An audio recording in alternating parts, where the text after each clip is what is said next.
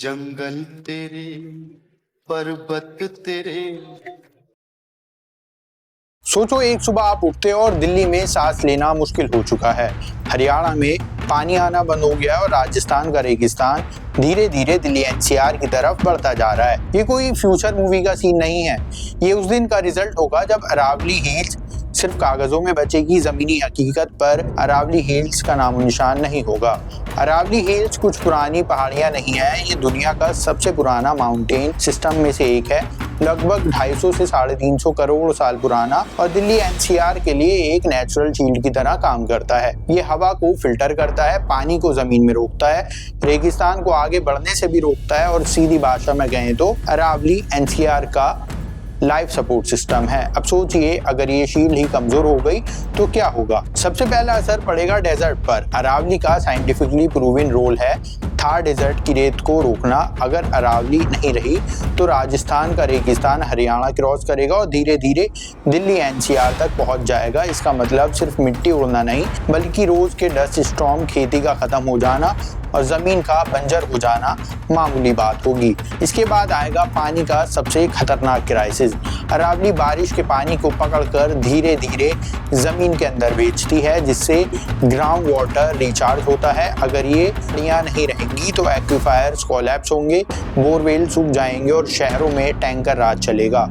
दिल्ली, गुरुग्राम और फरीदाबाद जैसे शहरों में पानी बेसिक राइट नहीं बल्कि एक लग्जरी बन जाएगा। पोल्यूशन का हाल और ज़्यादा खराब होगा। आज भी दिल्ली दुनिया का सबसे पोल्यूटेड शहरों में से एक है। अरावली डस्ट और गर्म हवा के फ्लो को तोड़ती है, ये नेचुरल एयर बैरियर का काम करती है। अगर ये बैरियर हटा दिया गया तो पोल्यूशन 2 से 3 गुना तक बढ़ सकता है। डस्ट स्टॉर्म नॉर्मल हो जाएंगे और सांस की बीमारी हर घर में आम हो जाएगी। टेम्परेचर का बैलेंस करना बहुत मुश्किल हो जाएगा। अरावली एक माइक्रो क्लाइमेट बनाती है। बिना अरावली के हीट वेव ज्यादा लंबी और ज्यादा डेडली होंगी। रात को भी ठंडक नहीं मिलेगी। एनसीआर का मौसम धीरे धीरे मिडल ईस्ट जैसे हो सकता है, जहां रहना और काम करना दोनों नामुमकिन से हो जाएंगे। लेकिन अरावली का नुकसान सिर्फ इंसान तक। अरावली के जंगल में लीपर्ड, जैकल, हाइना, नीलगाय, फॉक्स जैसे जानवर रहते हैं। यहाँ पे थाउजेंड ऑफ इंसेक्ट्स, बटरफ्लाइज, बीज और टर्माइट्स जैसे छोटे जीव पाए जाते हैं जो सॉइल को जिंदा रखते हैं, पॉलिनेशन करते हैं और जंगल को कोलैप्स होने से बचाते हैं। Aravalli hundreds of birds species का घर है।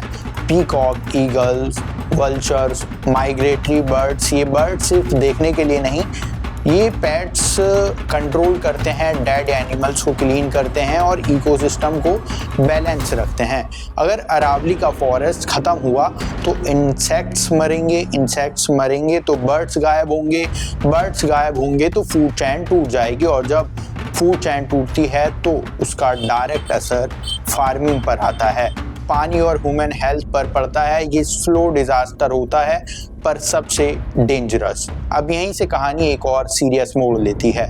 सुप्रीम कोर्ट ने अरावली हिल्स के लिए एक नई लीगल डेफिनेशन अप्रूव की है। इस डेफिनेशन के मुताबिक कोई हिल तब तक अरावली नहीं मानी जाएगी जब तक वो अपने लोकल एरिया से कम 100 मीटर के ऊपर, और अगर 500 मीटर के अंदर 2 ऐसी हिल्स हैं तो उन्हें एक रेंज में माना जाएगा।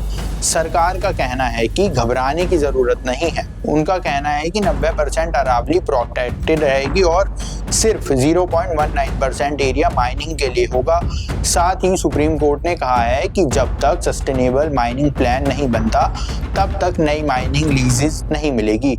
पर सवाल यहीं से शुरू होते हैं। अगर अरावली एक इकोसिस्टम है, अगर अरावली एक लिविंग इकोसिस्टम है तो उसे सिर्फ हाइट के नंबर से डिफाइन करना क्यों ज़रूरी हो गया है?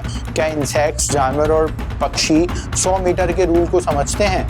अरावली हिल्स जैसे यंग पहाड़ी नहीं है, ये ऑलरेडी घिस चुकी है, इसलिए इसका बड़ा हिस्सा लो हाइट का है। तो क्या लो हाइट का मतलब लो इम्पोर्टेंस होता है? और सबसे बड़ा सवाल, जब अरावली के छोटे जीव, जानवर और पक्षी खत्म हो जाएंगे तो क्या हम सिर्फ कह देंगे कि 90% एरिया प्रोटेक्टेड है? सच ये है कि अरावली एक बार खत्म हो गई तो वापस नहीं आएगी।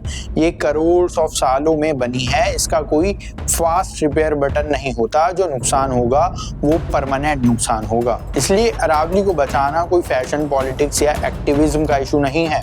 ये अपनी सांस अपना पानी, अपनी ज़मीन और अपने आने वाली पीढ़ी को बचाने का सवाल है। अगर अरावली ज़मीन पर बची तो ज़िंदगी बचेगी, और अगर अरावली सिर्फ कागज़ों में रह गई तो कल हम सिर्फ सवाल पूछते रह जाएंगे और शायद सवाल पूछने के लायक भी ना बचें। इसलिए सवाल करिए और अरावली को बचाइए। शुक्रिया।